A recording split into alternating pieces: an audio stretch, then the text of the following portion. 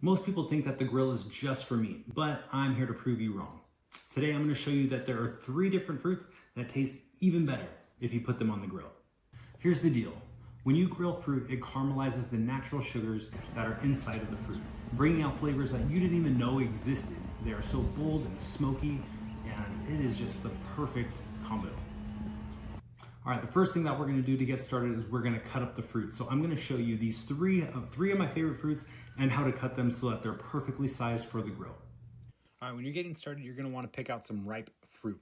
First of all, in order to tell if a pineapple is ripe, there's 2 main ways. First, you're gonna pull on the fronds to see if they pop out nice and easily. If you have to pull too hard, give it a little bit of time and it will start to ripen up and they'll loosen. Next is to just smell it. You want to smell fragrant, tropical scents right on the tip of your nose. All right, when it comes to cutting this pineapple, first thing you're going to do is grip really tight and you're going to twist off the top. Once you have the top off, you're going to go ahead and cut the top and the bottom off so you have a nice flat surface to work with. You're going to want to make sure you're using a sharp knife. Everybody knows that a dull knife is your worst enemy when you're in the kitchen. All right, once the top and bottom are cut off, you're going to go ahead and stand it upright and cut vertically down the side, just to get rid of this outer skin and some of those little dimples that have the spikes. All right, so from here, we're going to be cutting this into spears. I'll be using kebab skewers to go through the middle so that I can handle them and flip them nicely on the grill. You're going to go ahead and half the pineapple and then half again so you have nice quarters. And then what you're going to do is stand it upright and cut the core out of the middle. This is the fibrous, non-edible part that you really just want to get rid of. All right, go ahead and cut those in half one more time, and this is going to be the perfect size to grill your pineapple spears. All right, on to my second favorite fruit, the mango. Similar to an avocado, you're going to want to gently push it to make sure that it gives to pressure. This is one indicator that it's ripe. Another one, just like the pineapple, is to smell the stem end of the mango to see if you get tropical notes right on the tip of your nose. All right, safety first, you're going to want to cut the bottom end of this mango so that it has a nice flat surface to stand on. I'm using a potato peeler, but you can use a knife. I've seen other peelers that work really well to cut mangoes. Whatever works best for you. I will warn you though, because I did it to myself, you will want to be careful because these mangoes do get slippery as you start to peel them. And if it slips and you use a potato peeler, you can very easily cut the tip of your finger.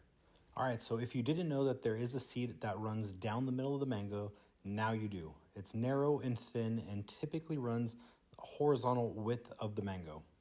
As you can see here, I'm cutting down the side of that seed. We call these the cheeks. So I'm just cutting right down the side of the mango. That's going to give you the nice flesh of the mango. That's going to be your flat surface to grill on. Some people say that the part closest to the seed has the most flavor, and I don't know, I really like the whole mango, but definitely don't let that go to waste. Be sure to let your cameraman have some too.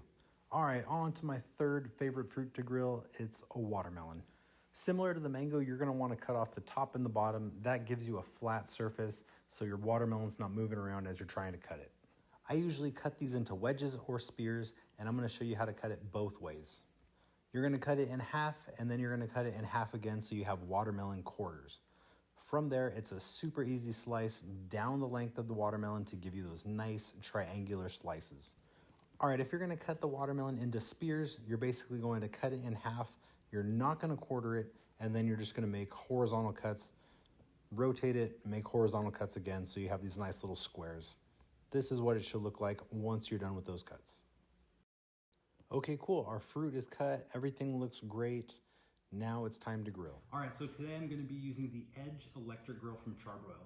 I like it because you can tune it to the specific temperature and you don't have to worry about flare-ups or about hot grates or about fire. It's just an electric grill, so very easy to use, very precise when it comes to temperature control. All right, so all you're gonna need to cook this fruit is some wooden skewers, some tongs, and some neutral oil.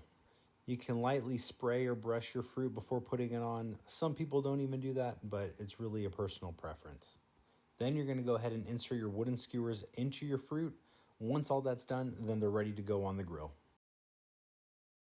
All right, you can see on the digital readout that I like a nice hot temperature. This is good because you don't want to cook the fruit, you just want to get the nice sear on the outside. That's how you know the sugars are caramelizing. After about 2 to 3 minutes per side, check to make sure that you have the nice char.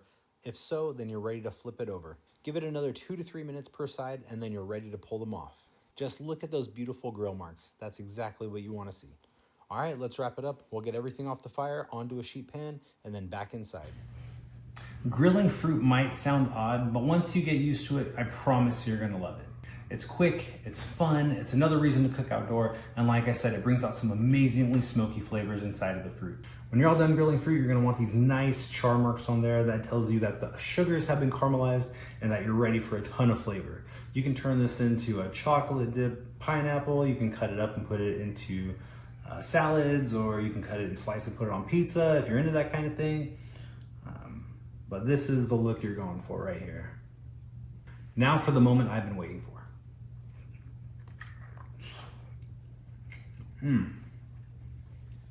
Look at that.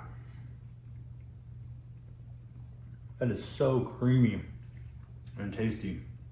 That is absolutely delicious. Which fruit do you think that you would try first? Comment down below and let me know. And if you want more grilling ideas like this is gonna be a whole series of outdoor cooking, so be sure to subscribe so that you get updates on the next video.